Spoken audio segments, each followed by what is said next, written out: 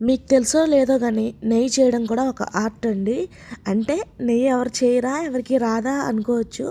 కానీ చేసే ప్రాసెస్లో కొంచెం మనం ఏదైనా చేస్తున్నామంటే కొంచెం ఉపయోగపడేలా చేసుకోవాలన్నమాట. ఇప్పుడు నేను ఇక్కడ నెయ్యి చేశాను. అది నార్మల్గా ఎప్పుడు చేసుకునేదే, కాకపోతే ఇవాళ కొంచెం యూజ్ అయ్యే విధంగా చెప్పాలనిపించింది. సో అందుకని చెప్పేసి వీడియో తీశాను. ఇక్కడ మనం వెన్న ఎక్కువ రావాలంటే ఒక చిన్న ప్రాసెస్ అయితే ఉంది. దాన్ని ఎలాగో నేను చెప్తాను, చూసేయండి.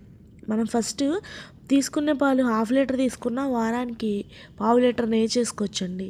ఎలాగో చూసేయండి. ఫస్ట్ మనం పాలు తీసుకొచ్చుకుంటాం కదా, తీసుకొచ్చిన పాలను కాగబెట్టుకొని చల్లారాక ఫ్రిడ్జ్లో ఒక హాఫ్ అన్ అవర్ లేదా ఒక 1 అవర్ పెట్టామంటే పైన మేగడ చూసారా ఎంత థిక్ లేయర్లో వచ్చిందో, అలా మేగడ వచ్చాక దాన్ని అయితే సపరేట్ చేసేసుకొని అదే పాలని మళ్ళీ పొయ్యి మీద పెట్టేసి మనం టీ కావాలంటే టీ, పాలు కావాలంటే పాలు తాగేసి మిగిలిన ఏమన్నా ఉంటే తోడేసేసుకోవచ్చు. ఆ తోడేసుకున్న వాటిని మళ్ళీ తోడు పెరిగయ్యాక ఆ పెరుగుని తీసుకొని ఫ్రిడ్జ్లో పెట్టినా దానికి ఒక తిన్న లేయర్లో కూడా మళ్ళీ వెన్న వస్తుంది.